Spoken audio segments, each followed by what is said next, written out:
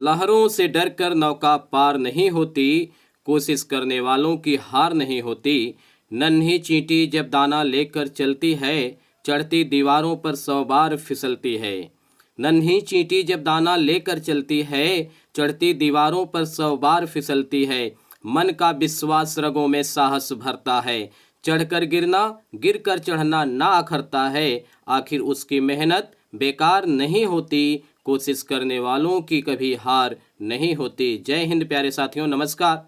VDNPGS research में आपका स्वागत है।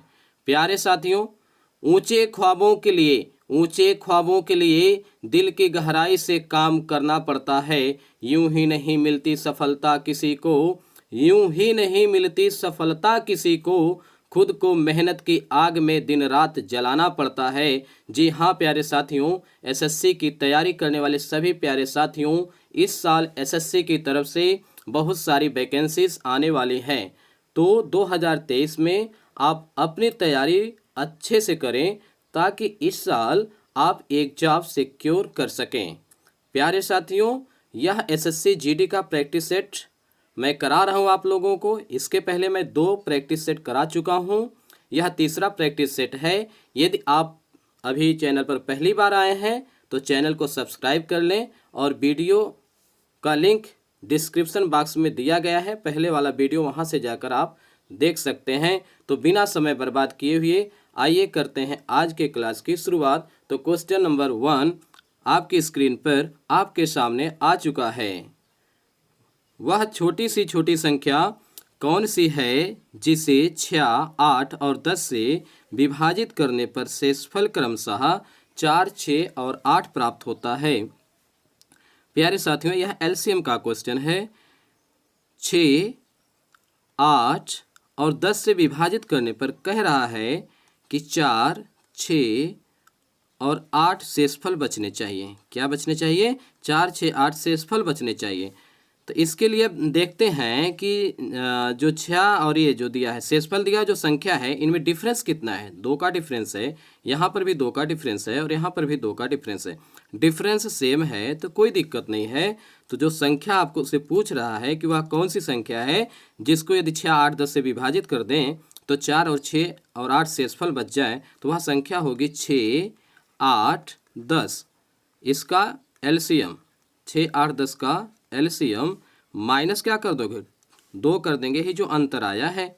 ठीक है, अब 6, 8, 10 का एलसीएम तो आप निकाल ही लेंगे। इसका एलसीएम होगा 120, माइनस 2 कर देंगे तो 118 आ जाएगा। यही आंसर है, अर्थात ऑप्शन बी क्या है? करेक्ट है। आई होप यह क्वेश्चन आपके समझ में आ गया होगा। आइए अगला क्वेश्चन देखते हैं। क्वेश्चन नंबर 2, यदि 23, 26 y + 4 y + 7, 23, 26 y + 4 y + 7 का औसत 30 है तो y का मान ज्ञात कीजिए।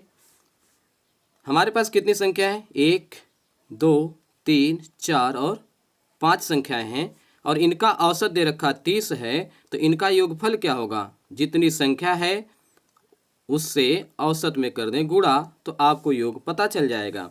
यानी 23 + 26 + y + y + 4 + y + 7, इन सब का जो योग होगा तो 5 3 = 15, 150 होगा।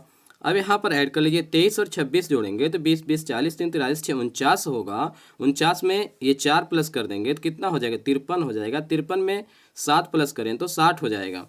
ये हो जाएगा 60 और प्लस y कितना y हो गया? 3y। इसकी वैल्यू किसके बराबर? 150 के बराबर। तो 3y will be equal to 150 minus कितना हो जाएगा? 60। 150 में से 60 माइनस करें तो कितना आ जाएगा? 90। तो y की वैल्यू कितना हो जाएगी? 90 डिवाइडेड बाई 3। तो 3 से 90 को डिवाइड करोगे कितना आ जाएगा? 30। यानी y की वैल्यू हो जाएगी 30। ऑप्शन बी क्या है इसका? करेक्ट है। चलिए अगला क्वेश्चन देखते हैं। Question number 3। क्वेश्चन नंबर 3 है, एक व्यक्ति ने एक अलमारी 4% की हानि पर रुपया 960 में बेची। फिर उसने एक फोल्डिंग बेड 20% के लाभ पर रुपया 840 में बेचा। उसका लाभ या हानि ज्ञात करें।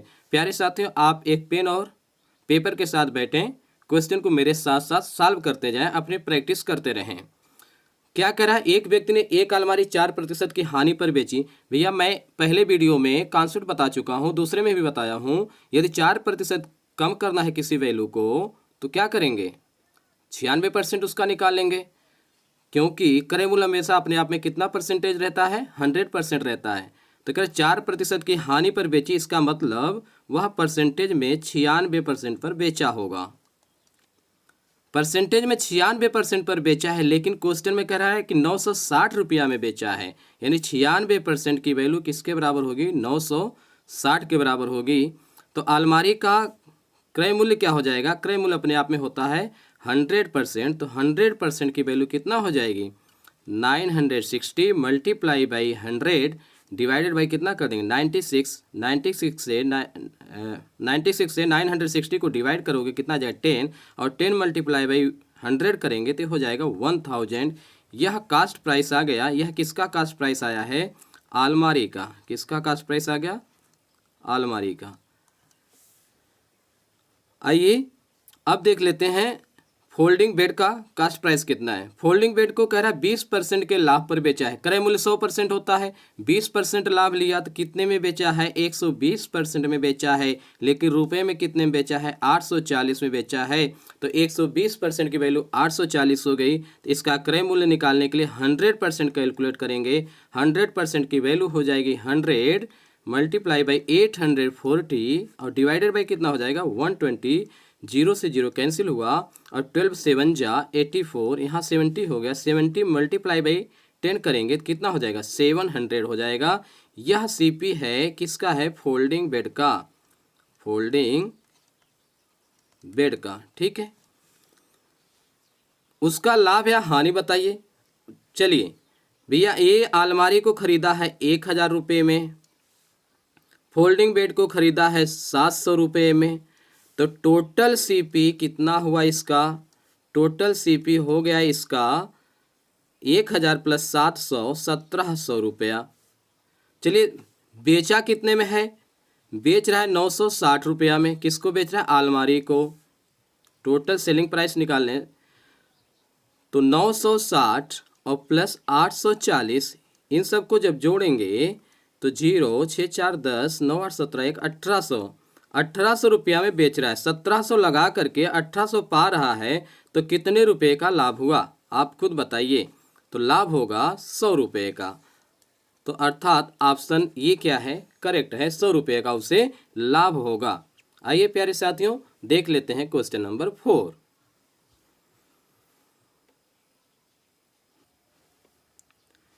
यदि 12,800 रुपये की धनराशि को 9% वार्षिक ब्याज दर पर 5 वर्षों के लिए निवेश किया जाता है तो बैंक द्वारा लौटाया जाने वाला मिश्र धन कितना है। इस क्वेश्चन में आपसे मिश्र धन पूछ रहा है, मिश्र धन निकालना है। तो यहाँ पर जो आपका प्रिंसिपल अमाउंट है वो है 12,800 रुपया आपने बैंक में जमा किया, यही आपका प्रिंसिपल अमाउंट है। इस पर 9% वार्षिक ब्याज लग रहा है। 9% 1 साल का ब्याज है, लेकिन यह कितने साल के लिए निवेश किया गया, 5 साल के लिए। तो 5 साल के लिए ब्याज कितना हो जाएगा, 1 साल का 9% तो 5 साल का हो जाएगा 45%। 45% तो ब्याज होगा, लेकिन आपको कैलकुलेट क्या करना है, मिश्र धन। और मिश्र धन क्या होता है प्यारे साथियों, जो आपको ब्याज मिलता है और जितना रुपया आपने जमा किया है सब मिला करके क्या होता है, मिश्र धन होता है। तो 12,800 रुपया है और 45% ब्याज मिलेगा, इसका मतलब आपका रुपया बढ़ करके कितना हो जाएगा, 145% हो जाएगा। आप इसका 145% कैलकुलेट करें, यही आपका क्या हो जाएगा, आंसर हो जाएगा। 145% का मतलब हुआ 145/100। ये 0 से 0 क्या हो गया, कैंसिल हो गया। आइए गुणा कर लेते हैं, 128 गुणे 145 कितना आता है। चलिए गुणा करते हैं, 5 अट्ठे 40 का 0, हासिल बचा 4 का। 5 दूनी 10, 4 अट्ठे 32 और 32 10 42, 42 4 46, फिर हासिल बचा 4 का। 5 1 कम 5, 1 अट्ठे 8, तो 8 5 13 और 2 चौक 8, 13 8 21, 21 4 25 का 5, हासिल बचा 2 का। 4 एकम 4, 2 एकम 2, 4 2 6, 6 2 8 और 1 एकम 1, अर्थात आंसर हो गया इसका 18,560 रुपये। कौन सा ऑप्शन करेक्ट है? आई होप ऑप्शन ए क्या है आपका करेक्ट है। आइए अगला क्वेश्चन देखते हैं, क्वेश्चन नंबर 5। यदि 5 वर्षों का साधारण ब्याज मूलधन के 35% के बराबर है तो ब्याज की दर कितनी है? आइए साधारण ब्याज का कॉन्सेप्ट देख लेते हैं। मान लीजिए आपने ₹P किसी बैंक में जमा किया और उस पर जो ब्याज मिलता है 8% वार्षिक है और आपने T वर्ष के लिए जमा किया तो टोटल ब्याज कितना मिलेगा?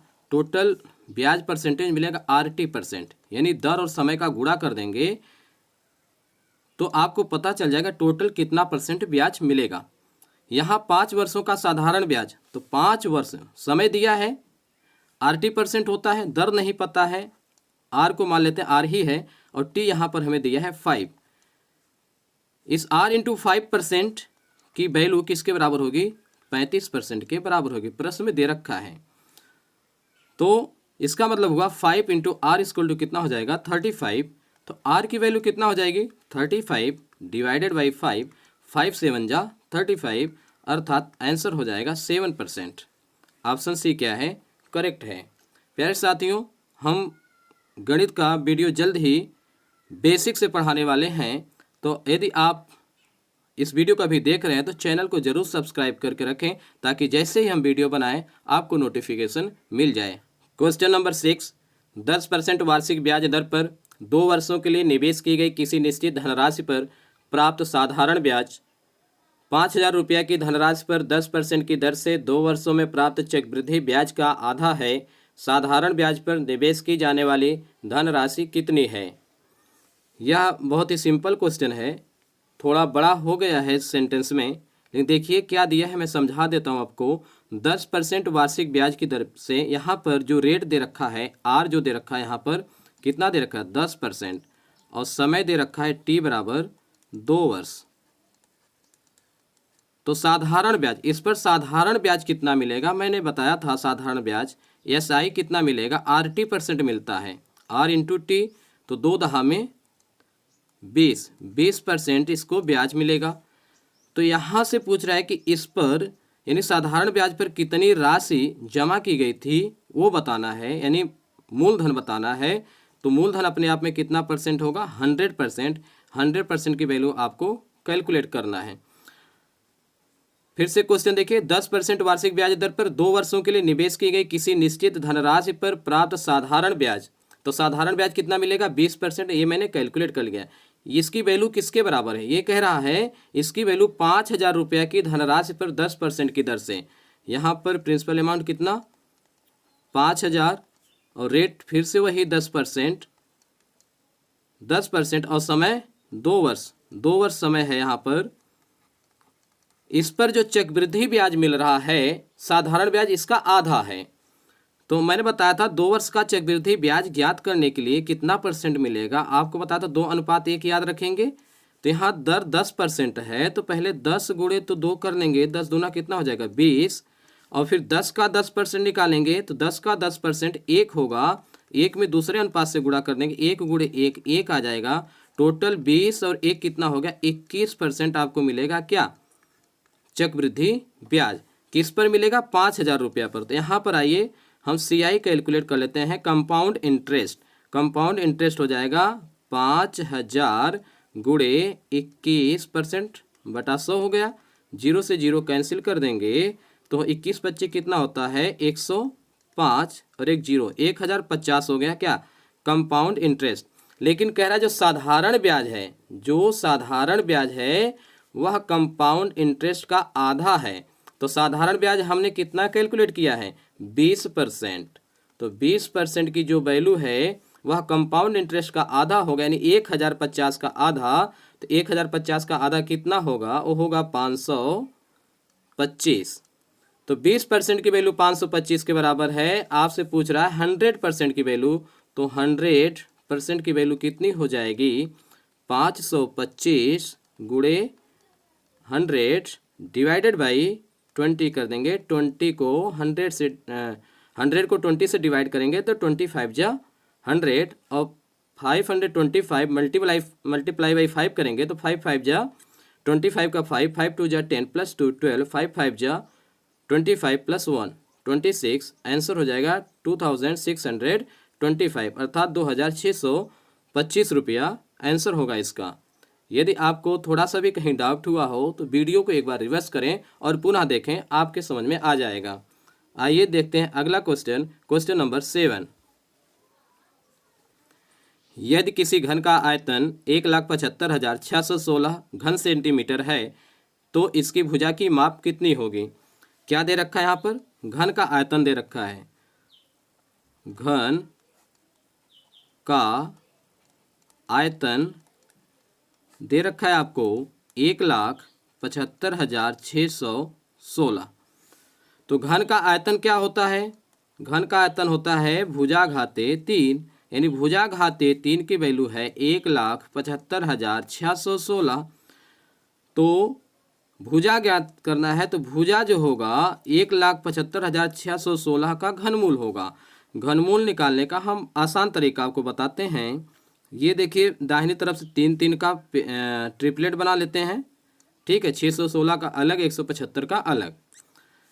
अब इधर जो दाहिनी तरफ आपका ट्रिपलेट है इसमें इकाई अंक क्या है, 6 है। तो जब इकाई अंक 6 है तो घनमूल के इकाई का अंक भी 6 ही होगा। तो इकाई 6 आ गई और अब हमको दहाई ज्ञात करना है। दहाई ज्ञात करने के लिए हमें ये चेक करना है कि ये जो बाएं साइड में आपका 3 संख्याओं का पेयर बनाया है 175 में से अधिकतम किस संख्या का घनमूल जो है कि क्यूब घटा सकते हैं, मैक्सिमम किस संख्या का घन घटा सकते हैं। जैसे 175 में से 1 का घन 1 ही होगा, 2 का घन 8 होता है, 3 का क्यूब कितना होता है 27 होता है, तो 3 का क्यूब भी घट जाएगा, 4 का क्यूब 64, 175 में से 64 भी घट जाएगा, 5 का क्यूब 25 125 होता है, 125 भी 175 में से घट जाएगा। लेकिन क्या 6 का क्यूब 216 होता है, तो क्या 6 का क्यूब 175 में से घट सकता है, नहीं घट सकता ना। तो मैक्सिमम 5 का क्यूब ही आप 175 में से घटा सकते हैं। तो जिसका मैक्सिमम जिस संख्या का क्यूब आप 175 में से घटा पाएंगे वही अंक क्या आएगा, जो है कि दहाई के स्थान पर आएगा। तो 5 का क्यूब आप घटा सकते हैं तो इसके दहाई के अंक में 5 होगा, अर्थात जिसका जो घनमूल होगा 1,75,616 का वह को कितना होगा 56 होगा। तो 56 सेंटीमीटर हो जाएगा। आंसर ऑप्शन बी क्या है, करेक्ट है। प्यारे साथियों आइए देखते हैं अगला question, question number 8। Question number 8 आपकी स्क्रीन पर आपके सामने 43 प्लस 2/7 ऑफ 28। 2/7 आप मतलब क्या होता है, गुणा होता है। तो 2/7 गुणे 28 करेंगे, 7 चौक 28, 4 दूना 8 हो जाएगा। तो इसको हम क्या लिख सकते हैं 43 प्लस 8 माइनस 7। ऊपर ये हो गया, नीचे क्या लिखेंगे, नीचे ध्यान दीजिए 72 भागे 8। तो 72 में 8 का भाग करेंगे कितना आ जाएगा 9, और 9 गुणे 2.5 करेंगे तो 9 दूनी 18, 9 का आधा होता है 4.5, 18 4 22 और 22.5 कितना आ जाएगा 22.5 माइनस, तो 8 1 8 8 1 9, इसको आप क्या लिख सकते हैं 9/8। आप मतलब होता है गुणा, तो 4/3 और माइनस 8/9, इसका एलसीएम होगा 9। तो 3 त्रिका 9, 3 त्रिका 9, 3 चौक 12 माइनस 9 1 9 1 8 8। अब इसको और सॉल्व करें तो 43 और 8 जोड़ेंगे, 43 7 50 1 51, और 51 में से 7 घटाएंगे तो कितना आ जाएगा, आ जाएगा ये 44। यहाँ पर आपका है 22.5 माइनस 9/8, और 12 में से 8 घटाएंगे कितना आ जाएगा 4 बटा कितना हो गया 9, 9 से 9 हो गया कैंसिल, और यहाँ पर हम काट देंगे इसको 4 दूना 8, कितना आ गया, 1/2 आ गया। और 1/2 का मतलब क्या होता है, 44/22.5 माइनस 1/2। 1/2 का मतलब था 0.5, तो 22.5 में से 0.5 घटाएंगे तो कितना आ जाएगा, 22। तो 22 एकम 22, 22 दूना 44। तो इसका आंसर आ गया कितना, 2। ऑप्शन बी क्या है, करेक्ट है। आइए साथियों देखते हैं क्वेश्चन नंबर 9।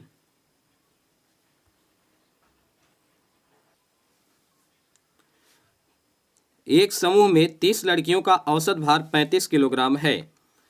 तो औसत वाला क्वेश्चन है, तो सबसे पहले आप योग निकालें। तो 30 लड़कियों का औसत भार 35 किलोग्राम है, तो आप निकाल लीजिए यहाँ पर 30 लड़कियों के भार का योग। योग निकालने के लिए मैंने क्या बताया था, कितनी लड़कियां हैं, 30 हैं, और इनका औसत कितना है, 35 है। तो 30 गुणे कितना कर दें, 35, और 30 गुणे 35 कर दीजिए, कितना आ जाएगा, तो 0, 3 पचे 15 के 5, 3 त्रिका 9, 1 10, 1050 हो गया। 30 लड़कियों के भार का योग कितना है, 1050 है। जब उस समूह में एक लड़की और आ जाती है, यानी 30 की जगह पर अब कितनी हो गई, 31 लड़कियां हो गई, तो उनका औसत भार 2 किलोग्राम बढ़ जाता है। तो 31 लड़कियों के भार का योग जब निकालेंगे वो कितना हो जाएगा, 31 लड़कियां हैं और इनका औसत 2 किलोग्राम बढ़ जाता है। पहले औसत था 35 और 2 किलोग्राम बढ़ गया तो कितना हो गया, 37। तो 31 और 37 का आप गुणा कर दीजिए। तो 31 और 37 का जब गुणा करेंगे तो देखिए यहाँ गुणा कर लेते हैं, 31 गुणे 37, तो 7 एकम 7, 7 त्रिक 21, 3 एकम 3, 21 3 कितना होता है, 24, 24, 24 के 4 हासिल कितना बचा, 2, 3 त्रिका 9, 2 11। तो ये कितना आ गया, 1147 आ गया। ठीक है, अब कह रहा है जो नई शामिल हुई लड़की है उसका भार कितना है। तो भाई ये 31 लड़कियों के भार का योग कितना है, 1147 है, और 30 लड़कियों के भारों का योग कितना है, 1050 है। तो नई लड़की का भार कितना होगा, नई शामिल लड़की का भार बराबर कितना हो जाएगा, 1147 माइनस कितना कर देंगे, 1050, 7, और यहाँ 4 में से 5 नहीं घटेगा, 14, 14 में से 5 घटाएंगे कितना आ जाएगा, 9 आ जाएगा। तो कितना आ गया, 97 kilogram. Oh my God, 97 kilogram नई शामिल लड़की का भार है। क्वेश्चन में क्या करना है आपको, जहाँ पर ऑफ है सबसे पहले ऑफ तोड़ा जाता है ना, तो 5 डिवाइडेड बाई 10 ऑफ 10 है। तो जब इसको सॉल्व करेंगे, ऑफ को तोड़ेंगे, ऑफ मतलब होता है मल्टीप्लाई, 10 ऑफ 10 मतलब हो गया 100। तो इसका मतलब हो गया यहाँ पर आप क्या लिखेंगे, 5/100, और इंटू क्या है यहाँ पर, इंटू 4। इतना सॉल्व हुआ, ये वाला पार्ट यहाँ से यहाँ तक हो गया।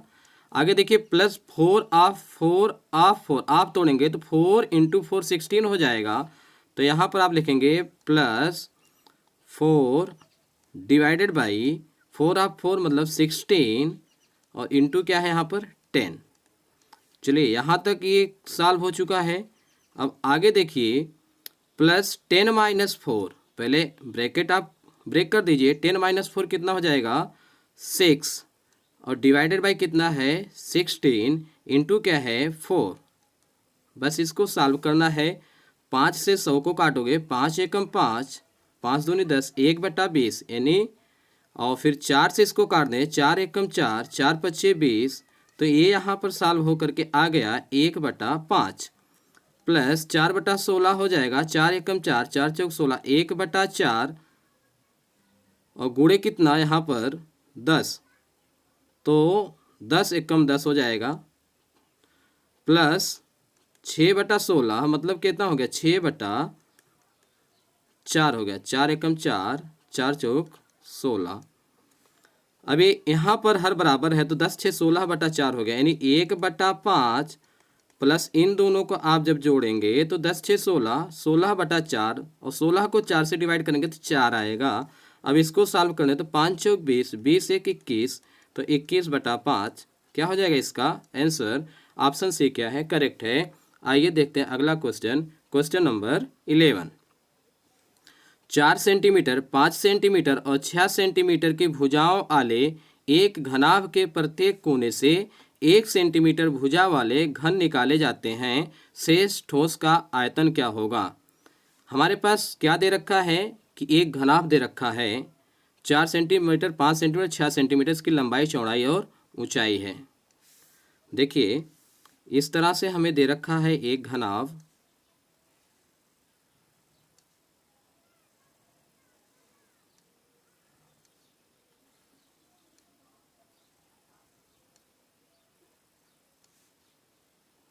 कोशिश कर रहा हूँ बनाने की,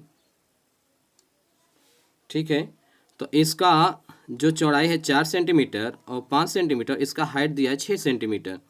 अब इसमें जितने कोने, कितने कोने होते हैं घनाभ में? 1 2 3 4 5 6 7 और 8 कोने होते हैं। इन 8 कोनों से 1 सेंटीमीटर भुजा वाले घन निकाले जाते हैं। तो 8 घन निकाले जाते हैं जिसकी भुजा कितनी है? 1 है। घन जानते हैं आप लोग, लंबाई, चौड़ाई और ऊंचाई क्या होती है? बराबर होती है। और घन का आयतन कितना होता है? भुजा घाते 3 होता है। जब भुजा 1 है तो उनका आयतन कितना होगा? 1 घाते 3 मतलब 1 ही तो होगा। इस प्रकार सबसे पहले आप पूरे घनाभ का आयतन निकाल लें। पूरे घनाभ का आयतन, और घनाभ का आयतन क्या होता है? लंबाई गुणे चौड़ाई गुणे ऊंचाई होता है। तो लंबाई गुणे चौड़ाई गुणे ऊंचाई कर दीजिए। 4 गुणे 5 गुणे 6 करेंगे। 4 गुणा 5 गुणा 6, 4 पच्चे 20, 20 छक्का 120, 120 घन सेंटीमीटर आ गया इस पूरे ठोस का आयतन। लेकिन अब कह रहा है कि इसमें से इस कोने से, इस कोने से, इस कोने से और इस कोने से, सभी कोने से, 8 कोने से क्या करते हैं? 1-1 सेंटीमीटर का घन काट के निकाल लेते हैं। तो 8 छोटे घन का आयतन कितना हो जाएगा?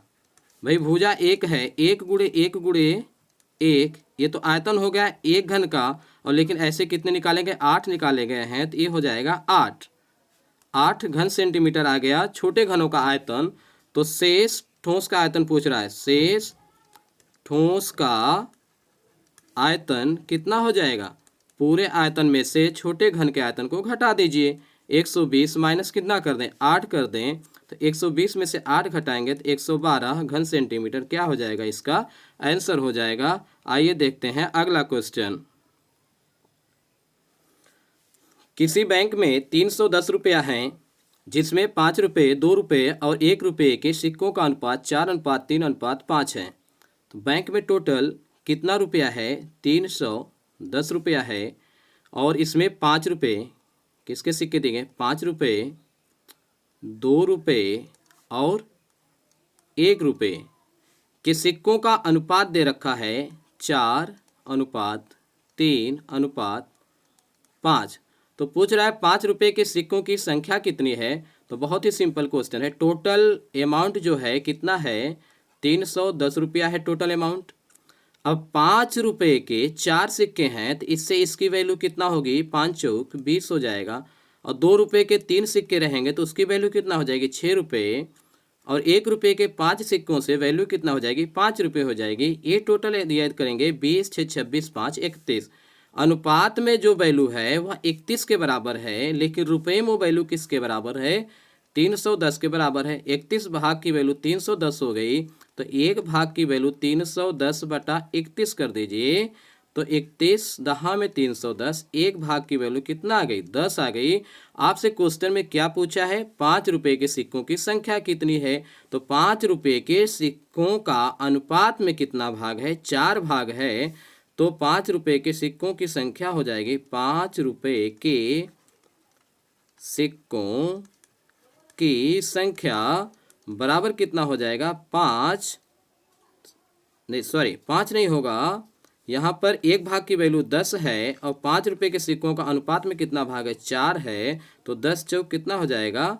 40। तो ऑप्शन बी क्या हो जाएगा? करेक्ट हो जाएगा। चलिए प्यारे साथियों, आप बता दीजिए 2 रुपये के कितने सिक्के हैं? कमेंट बॉक्स में इसका आंसर टाइप कर दीजिएगा। आइए देखते हैं अगला क्वेश्चन। ए और बी मिलकर एक निश्चित कार्य को 20 दिनों में पूरा कर सकते हैं, बी और सी मिलकर इसे 30 दिनों में पूरा कर सकते हैं तथा सी और ए मिलकर इसे 24 दिनों में पूरा कर सकते हैं। अकेले ए उस कार्य का 7/12 भाग कितने दिनों में पूरा करेगा? तो ए कितने दिनों में पूरा करेगा? तो पहले हमें इस प्रश्न में ए की क्षमता पता होनी चाहिए। तो चलिए ए की क्षमता निकालते हैं। यहाँ पर दे रखा है ए और बी मिलकर किसी काम को 20 दिन में करते हैं, बी और सी 30 दिन में करते हैं, सी और ए 24 दिन में करते हैं। तो क्या करते हैं नहीं पता है, आइए इनको हम काम देते हैं। काम कैसा देना है? जो 20 से 30 से और 24 से डिवाइड हो जाए तो 120 मान लेते हैं। इन लोगों को 120 यूनिट काम करना है, 120 चेयर बनाना है। ठीक है, 120 चेयर बनाना है। अब ए और बी की क्षमता निकालिए। ए और बी 120 चेयर को 20 दिन में बनाते हैं, तो एक दिन में कितनी चेयर बना रहे होंगे वही क्षमता होगी। 20 से डिवाइड करिए 120 को तो ये आ जाएगा 6। चलिए 30 से डिवाइड करें 120 को तो बी और सी की क्षमता पता चल जाएगी।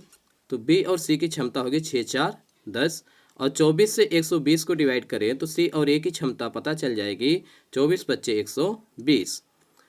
तो अब इन तीनों को जोड़ दें, ए बी सी और सी ए को जोड़ेंगे तो दो बार सभी लोग हो जाएंगे, यानी 2a + b + c। इनकी जो क्षमता है वह कितनी हो जाएगी? तो 6 4 10 10 5 15 हो गया। तो a + b + c की क्षमता कितनी होगी? a + b + c की क्षमता हो जाएगी 15/2।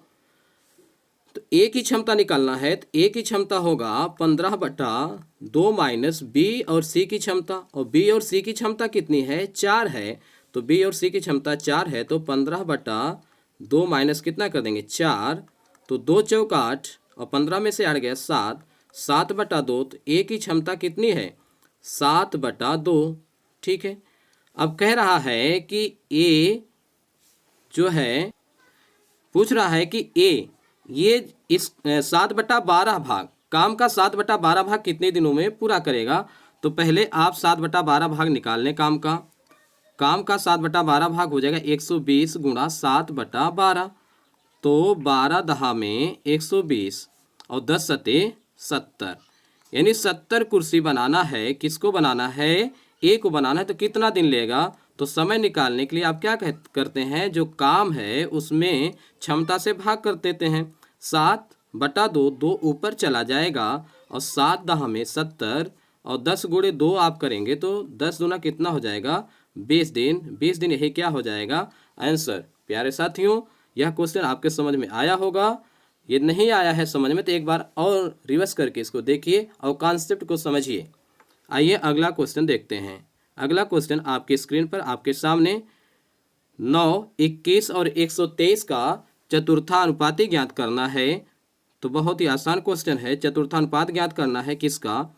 यानी चतुर्थानुपात चौथा अनुपात क्या है? 9:21 समानुपात दिया है 123 और यहाँ पर कौन सी संख्या आएगी ही आपसे पूछ रहा है। मान लेते हैं यहाँ पर x आएगा। तो अब आप क्या करेंगे? 9/21 और समानुपात मतलब होता है बराबर 123 बटे में कितना कर दें? 1 के x। तो x की वैल्यू निकालना है तो ये हो जाएगा, x इधर जाएगा और 9 इधर आ जाएगा तो 123/9 गुणे कितना हो गया? 21। अब डिवाइड करें इसको 3 से, 3 7 21, 3 त्रिका 9, 123 को डिवाइड करें 3 चौक 12, 3 एकम 3, 7 एकम 7, 7 चौक 28। ये हो जाएगा 287, यानी ऑप्शन सी क्या है? करेक्ट है। आइए क्वेश्चन नंबर 15 देखते हैं। राम ने अंकित मूल्य पर 35% की छूट पर एक कुर्सी खरीदी। कितने छूट पर खरीदी? 35%। आगे देखिए क्वेश्चन में क्या दिया है। यदि राम को छूट नहीं मिली होती तो उसे कुर्सी का मूल्य 245 रुपया चुकाना पड़ता। अगर उसे छूट नहीं मिली होती तो 245 रुपया चुकाना होता। और इसका मतलब हुआ 35% तो परसेंटेज में छूट मिल रही है और 245 रुपया रुपये में छूट मिल रही है। तो 35% की वैल्यू कितनी हो जाएगी? 245 हो जाएगी। तो कुर्सी का पहले आप क्रय मूल्य ज्ञात कर लीजिए और क्रय मूल्य अपने आप में कितना होता है? 100% होता है।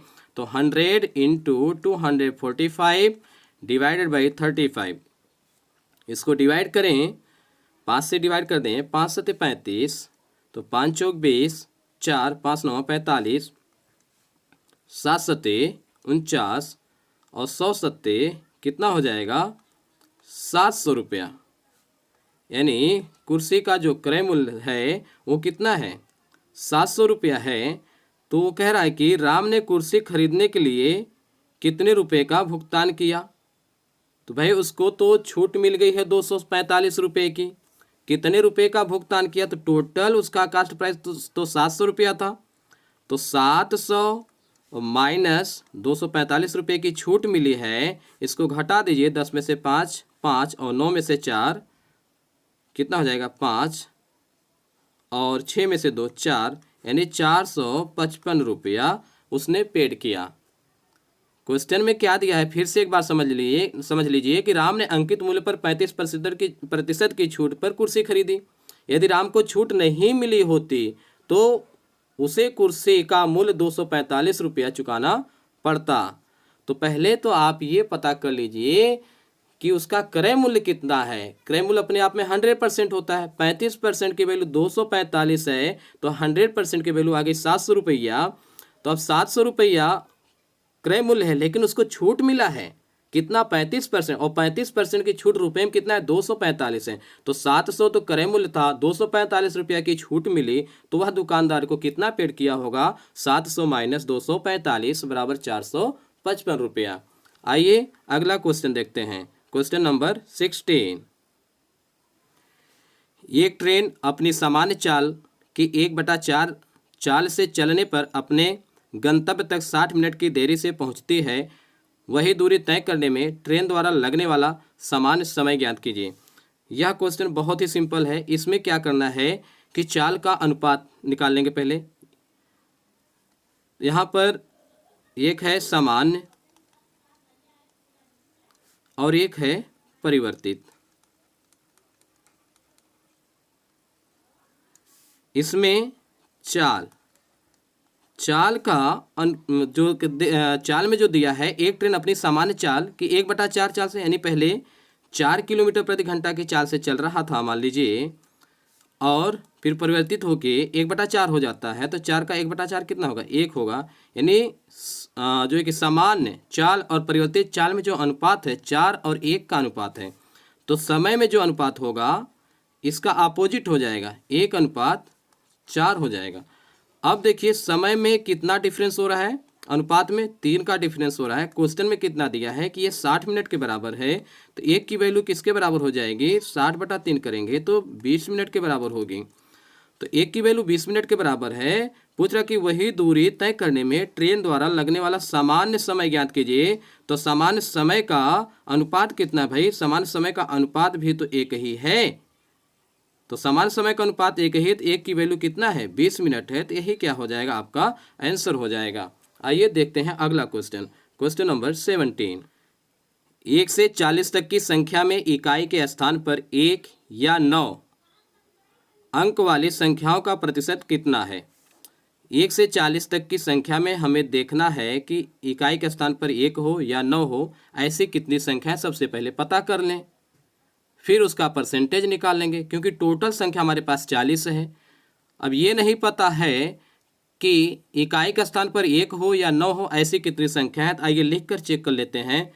तो 1 है इकाई के स्थान पर 1 आएगा ही, फिर 9 आएगा, फिर 11 में इकाई का स्थान पर 1 है, 19 में इकाई का स्थान पर 1 है, 21 में इकाई का स्थान पर 1 है, 29 में इकाई का स्थान पर 1 है, 31 में भी इकाई के स्थान पर 1 है, और 39 में भी इकाई के स्थान पर 1 है। तो कितनी संख्या होगी 1 2 3 4 5 6 7 8 8 संख्या हो गई। कितने में से 40 में से। तो ये परसेंटेज में बदलने के लिए क्या करेंगे 100 से मल्टीप्लाई करेंगे, तो 8 25 40 और 100 को 5 से डिवाइड करेंगे तो 20% आंसर आ जाएगा। आइए देखते हैं अगला क्वेश्चन। Question number 18।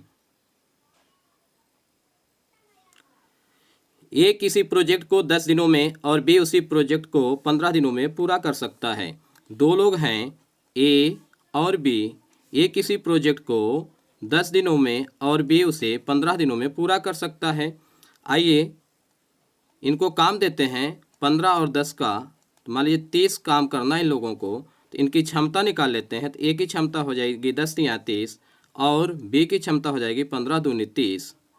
ठीक है, ए और बी दोनों मिलकर एक साथ उस प्रोजेक्ट पर काम करना शुरू करते हैं, लेकिन ए प्रोजेक्ट पूरा होने के 5 दिन पहले उसे छोड़ देता है। ये 5 दिन पहले ही छोड़ देता है, कामचोर भाग जाता है। अब प्रोजेक्ट को पूरा होने में कितना समय लगेगा? तो समय निकालने के लिए क्या करेंगे आप, पूरे काम को, काम कितना है आपका 30 तो पूरा काम है, लेकिन ये पहले चला जा रहा है। कितने दिन पहले जा रहा है? 5 दिन। तो 5 दिन पहले का काम भी टोटल काम में जोड़ लो। अब ए भाग रहा ना, तो ए की क्षमता कितनी है? 3 है। तो एक दिन में 3 चेयर बना रहा है, तो 5 दिन में 15 चेयर बनाएगा। बस काम को बढ़ा लो उसके हिस्से का। अब दोनों की क्षमता से भाग कर दो, 3 और 2 दोनों की क्षमता कितनी है? 5 है।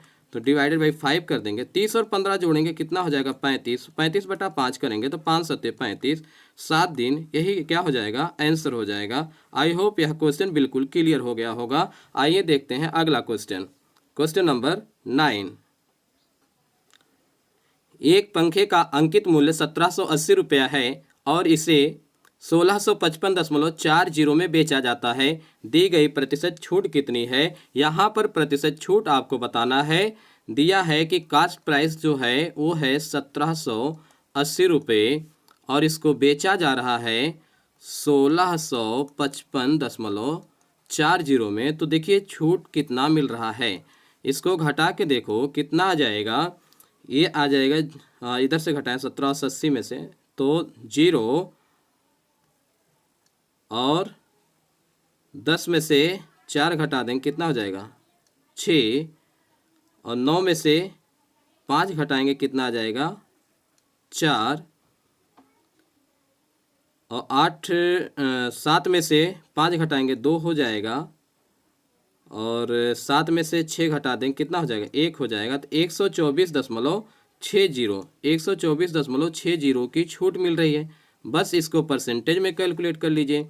124.60 डिवाइडेड बाई कितना कर देंगे? 1780 और 100 से गुणा कर देंगे तो ये परसेंटेज में हो जाएगा। अब क्या करना है, ऊपर से दशमलव हटा दीजिए और नीचे 2 जीरो बढ़ा दीजिए। 1780 2 जीरो बढ़ा दिया और ये 2 कट गया 0। अब 1780 सत्ते कितना होगा? 7 शून्य 0, 7 8 56, 7 7 49 और 5 54, 7 1 7 5 12, 12,460 होगा। तो आंसर आ जाएगा 7%। आइए देखते हैं अगला क्वेश्चन। एक कार की चाल एक बस की चाल का 1/5 गुना है। एक कार की चाल एक बस की चाल का, यानी कार और बस की चाल का अनुपात दिया है। कार और बस की चाल का अनुपात, एक कार की चाल एक बस की चाल का 1/1/5। 1/1/5 का मतलब हुआ 5 1 कम 5, 5 1 6, यानी 6 और 5 का अनुपात है। आगे देखिए, एक ट्रेन 1200 किलोमीटर की दूरी 15 घंटे में तय करती है। इसको छोड़ दीजिए अभी। यदि बस की चाल ट्रेन की चाल का 1/4 गुना है, यानी बस और ट्रेन की चाल का भी अनुपात दिया है। यह दिया है 1/1/4। तो 1/1/4 का मतलब हुआ 4 1 कम 4, 4 1 5, 5:4। यहाँ देखो बस, यहाँ पर भी बस है तो ये अनुपात में भी सेम होना चाहिए। 5 5 सेम है तो यहाँ पर अनुपात निकल जाएगा किसका? कार अनुपात बस अनुपात ट्रेन। इनकी चालों का जो अनुपात होगा वो होगा 6:5:4। आगे क्वेश्चन में पूछ रहा है कि तो कार 7 घंटे में कितनी दूरी तय करेगी? तो पहले हमें कार की चाल पता होना चाहिए। कार की चाल पता कैसे होगी? पहले यहाँ पर दे रखा है आपको, एक ट्रेन 1200 किलोमीटर की दूरी 15 घंटे में तय करती है। ट्रेन की चाल निकालो। ट्रेन की चाल कितना हो जाएगा? 1200 किलोमीटर की दूरी 15 घंटे में तय करती है, तो दूरी बटा समय क्या होता है? चाल होता है। 1200/15 कर देंगे, कितना हो जाएगा, इसको डिवाइड करेंगे तो 15 8 120 80 किलोमीटर प्रति घंटा आ गया। किसकी चाल, ट्रेन की चाल। लेकिन अनुपात में ट्रेन की चाल कितना है, 4 है, तो 4 अनुपात की वैल्यू किसके बराबर हो जाएगी, 80 के बराबर हो जाएगी। तो कार की चाल निकालना है, तो कार की चाल का अनुपात कितना है, 6 है, तो 6 भाग की वैल्यू कितना हो जाएगी, 80 गुना 6 डिवाइडेड बाई कितना हो जाएगा, 4। 80 को 4 से डिवाइड करोगे तो कितना आ जाएगा, 20 आ जाएगा। और 20 इंटू 6 करें कितना आ जाएगा, 20 छक्का 120 किलोमीटर प्रति घंटा। ये किसकी चाल आ गई, कार की चाल आ गई। तो पूछ रहा है कार 7 घंटे में कितनी दूरी जाएगा, 1 घंटे में 120 किलोमीटर, तो 7 घंटे में कितनी दूरी जाएगी कार द्वारा 7 घंटे में चली दूरी कितना हो जाएगा, 120 गुणे कितना कर देंगे 7, तो 12 7 84 840 किलोमीटर। ऑप्शन ए क्या है, करेक्ट है। आइए देखते हैं अगला क्वेश्चन, क्वेश्चन नंबर 21। एक व्यक्ति ने 8,875 रुपया में एक ओवन बेचा और इस लेन देन में उसे 25% का लाभ हुआ। 25% का लाभ हुआ है, क्रय मूल्य हमेशा कितना होता है, 100% होता है, और 25% का लाभ भी हो रहा है, तो 125% पर बेच रहा है। इसका मतलब परसेंटेज में 125% पर बेच रहा है, रुपए में 8,875 में बेच रहा है। तो ओवन का कास्ट प्राइस निकाल लीजिए। तो ओवन का जो सीपी है वो कितना हो जाएगा, सीपी अपने आप में 100% होता है, तो 100 इंटू कितना हो जाएगा, 8,875 डिवाइडेड बाई कितना कर दें, 125। अब इसको 25 से डिवाइड करें तो 25 पच्चे 125 और 25 चौका कितना हो गया, 100 हो गया। और 5 से इसको डिवाइड करें, 5 एकम 5, 3 बचा, 8 होगा 38, 5 सत्ते 35, 35 3 38, 37 हो गया। फिर 5 सत्ते 35 और 2 बचा, 5 25, 1775 गुणे 4 कर दें तो 4 पच्चे 20, 4 सत्ते 28, 2 30 का 0, 4 सत्ते 28 और 3 31 का 1, 4 एकम 4, 4 3 7, तो 7,100 रुपया। तो यानी उसका जो सीपी है ओवन का 7,100 रुपया है। तो 7,100 रुपया में खरीद के कह रहा है यदि उसको 6,937 रुपया में बेचा जाता, 6,937 रुपये में बेचा जाता, तो बताओ लाभ हो रहा है या हानि हो रही है। भाई 7,100 और 6,937 में बेच रहा है, तो हानि हो रही है ना। तो हानि हो रही, कितने की हानि हो रही है, घटा लीजिए। 10 में से 7 घटाओगे 3 होगा, और 9 में से 3 घटाओगे 6 बचेगा, और यहाँ पर 10 में से 9 घटाएंगे 1, 6 में से 6 0, 163। कितना, 163 रुपये का क्या हो रहा है, उसको नुकसान हो रहा है। तो इसको परसेंटेज में बदल लीजिए, 163 बटा कितना, 7100 गुणे कितना कर दें 100, 0 से 0 कैंसिल हो जाएगा। और इसको जब आप डिवाइड करेंगे 163 गुणे 163 डिवाइडेड बाई 71, तो ये आ जाएगा लगभग 2.30%। एक दुकानदार ने 21,000 रुपया में प्रत्येक के मूल्य पर 6 टीवी सेट खरीदे। 21,000 रुपया में खरीदा, कितने में खरीदा, 21,000। कितना टीवी सेट खरीदता है, 6। एक की कीमत 21,000, तो 6 की कीमत कितनी हो जाएगी, 600 600 600 6 कम 6 6 दूनी 12, 1,26,000 में खरीदा है। और उन सबको बेच दे रहा है कितने में, उसको बेच रहा है 1,45,920 में, 1,45,920 में बेच दे रहा है। ये इसका कास्ट प्राइस है और इसका सेलिंग प्राइस है।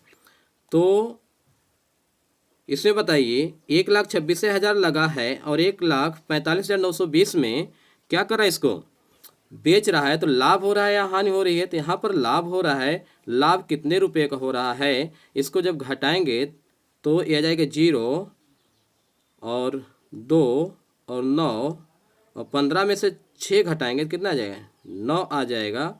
और 3 में से 2 घटाएंगे 1, 1 में से 1 0, 19,920 रुपये का लाभ हुआ। इसको परसेंटेज में बदल लें, 19,920 किस पर लाभ हो रहा है भैया, कितना लगा कर लाभ हो रहा है, 1,26,000 गुणे कितना कर दें 100, 0 से 0 कैंसिल, ये 0 कैंसिल हो गया, 1992 बटा 126 कर लें और इसको सॉल्व कर लें, जो आएगा उतना परसेंट क्या हो जाएगा, आपका आंसर हो जाएगा। ये काम आपके लिए छोड़ रहे हैं, आप इसको डिवाइड कर लीजिएगा। ओके प्यारे साथियों, आइए देखते हैं अगला क्वेश्चन, क्वेश्चन नंबर 23। 25% अंक अर्जित करता है और 32 अंकों से अनुत्तीर्ण हो जाता है। 25% अंक पा करके यह 32 नंबर से क्या हो जाता है, फेल हो जाता है। जबकि एक अन्य परीक्षार्थी जो 40% अंक अर्जित करता है, दूसरा परीक्षार्थी है, दूसरा लड़का है, वह 40% नंबर पाता है, लेकिन पास होने के लिए जितना न्यूनतम अंक चाहिए था उससे 28 नंबर यह ज़्यादा पाता है। कहने के बाद 25% वाला यदि 15% नंबर और पा गया होता तो 15% जो है कि अंकों में कितना ज़्यादा हो गया होता। तो अंक में देखो 15% पाता तो पहले 32 नंबर तो ये अपना पूरा कर लेता, क्योंकि 32 नंबर से फेल हो रहा था, और फिर 28 नंबर और पाता तो 32 और 28 जोड़ेंगे तो ये 60 अंक हो गए। यानी 15% की वैल्यू अंक में किसके बराबर होगी, 60 अंक के बराबर होगी। अब कह रहा है कि कोई लड़का 72% अंक पाया है, 72% पाया है, तो वो अंक कितना पाया है, तो 72% की वैल्यू किसके बराबर हो जाएगी, 72 गुणा 60 डिवाइडेड बाई 15 करें तो 15 चौका क्या हो जाएगा 60, और 4 दूनी 8, 4 सत्ते 28, 288 अंक पाएगा। कौन सा ऑप्शन करेक्ट है, इसमें कोई भी ऑप्शन मैच नहीं कर रहा है। आई होप ऑप्शन गलत दिया है। इसका आंसर होगा 288। तीन संख्याओं ए बी और सी में 4:5:8 का अनुपात है, 4:5:8 का अनुपात है। यदि प्रत्येक संख्या में क्रमशः 15%, 24% और 35% की वृद्धि की जाती है तो इन संख्याओं का नया अनुपात क्या है। तो अनुपात यह 4 को कितने परसेंट से बढ़ाना है, 15% से। 15% बढ़ाएंगे तो 115/100 होगा, और 4 से इसको डिवाइड करेंगे तो 25 हो जाएगा। 5 से डिवाइड करेंगे तो 5 × 5 = 25, और 5 दूनी 10 और 5 3 15, तो ये हो जाएगा कितना 23/5। ये ए की वैल्यू हो गई, और बी की वैल्यू 5 है, और 5 को कितना परसेंट बढ़ाना है, 24%। तो बढ़ाने के बाद हो जाएगा 124/100। 5 से इसको काटें तो 5 दूनी 10, अब 4 से काट दें इसको, 4 × 5 = 20, और 4 3 12, 4 1 4, ये आ गया 31/5। और सी कितना है, 8 है। 8 को बढ़ाना है 35%, 35% बढ़ाने के बाद होगा 135%। 135/100 की वैल्यू। अब इसको 4 से डिवाइड करें तो 4 दूनी 8 हो जाएगा, 4 दूनी 8, और 4 × 5 = 20, 25 5 से डिवाइड करें, 5 × 5 = 25, 5 दूनी 10, 3 बचा, 5 7 35, और 27 दूना कितना हो गया 54। तो 54 डिवाइडेड बाई 5, तो ए बी की वैल्यू है और यह सी की वैल्यू है। ए की वैल्यू है 23/5, बी की वैल्यू है 31/5, और सी की वैल्यू कितना है 54/5। तो अनुपात कितना हो गया 23:31:54। आई होप 14, 28, 42 से विभाज्य 3 अंकों की बड़ी से बड़ी संख्या कौन सी है। तो चलिए यहाँ पर 3 अंकों की बड़ी से बड़ी संख्या बतानी है जो 14, 28 और 42 से क्या हो, पूरा पूरा विभाज्य हो। तो पूरा पूरा विभाज्य होने के लिए हम क्या ज्ञात करते हैं, एलसीएम ज्ञात करते हैं। एलसीएम किसका निकालेंगे, 14, 28 और 42। इसका एलसीएम निकालेंगे तो 42 हो जाएगा, नहीं 42 नहीं होगा, 14, 28 और 42 का एलसीएम निकालें तो इसको डिवाइड कर दें, तो 14 से डिवाइड कर देते हैं, 14 एकम 14, 14 दूनी 28, 14 3 42, तो 14 दूना 28, 28 3 84। तो इसका जो एलसीएम होगा कितना आ जाएगा, 84 आ जाएगा। लेकिन आपको क्या बताना है, 3 अंकों की बड़ी से बड़ी संख्या, जबकि जो हमारा आंसर आ रहा है वो 2 अंक की संख्या है 84। तो क्या करें, 84 से जो 3 अंक की बड़ी से बड़ी संख्या उसको डिवाइड करें, देखें कितनी बार जाता है। तो 84 एकम कितना हो जाएगा 84, और 9 में से 4 घटाएंगे कितना आएगा 5 आएगा, और 9 में से 8 घटाएंगे 1 आएगा, और यहाँ से 9 उतार लेंगे 159 हो जाएगा। और 84 दूना होगा 2 चौक 8, 2 अठे 16, ज़्यादा हो जाएगा तो आप इसको एक ही बार ले जाएं, एक बार ले जाएंगे तो हो जाएगा 84। अब इसके बाद कुछ रिमाइंडर यहाँ पर बचेगा, तो बस हमारा काम हो गया कि 84 से जब हम 999 को डिवाइड कर रहे हैं तो जो भागफल है पूरा पूरा वो कितना रहा है, 11 आ रहा है। तो अभिष्ट आंसर आपका क्या हो जाएगा, 84 और 11 का गुणा कर दीजिए। 84 × 11 करेंगे, 11 चौक 44 के 4, और 11 8 88, और 88 4 कितना हो जाएगा 92। तो 924, 924 जो भी ऑप्शन है वही क्या होगा, करेक्ट होगा। ऑप्शन बी क्या है, करेक्ट है। प्यारे साथियों, आई होप आपको सारे के सारे क्वेश्चन इस वीडियो में समझ में आए होंगे। और ये सारे क्वेश्चन जो मैंने आपको कराए हैं, यह प्रैक्टिस जो प्रीवियस ईयर क्वेश्चन पूछा गया, सारे के सारे क्वेश्चन एसएससी जीडी में पूछे गए हैं। इसलिए प्यारे साथियों, एक दो बार इस वीडियो को अच्छे से देख करके जाएं। परीक्षा में डेफिनेटली आप अच्छा करेंगे। और हाँ, यदि आप वीडियो पर पहली बार आए हैं, चैनल पर पहली बार आए हैं, तो चैनल को सब्सक्राइब कर लें, वीडियो को लाइक एवं शेयर कर दें। Wish you all the best.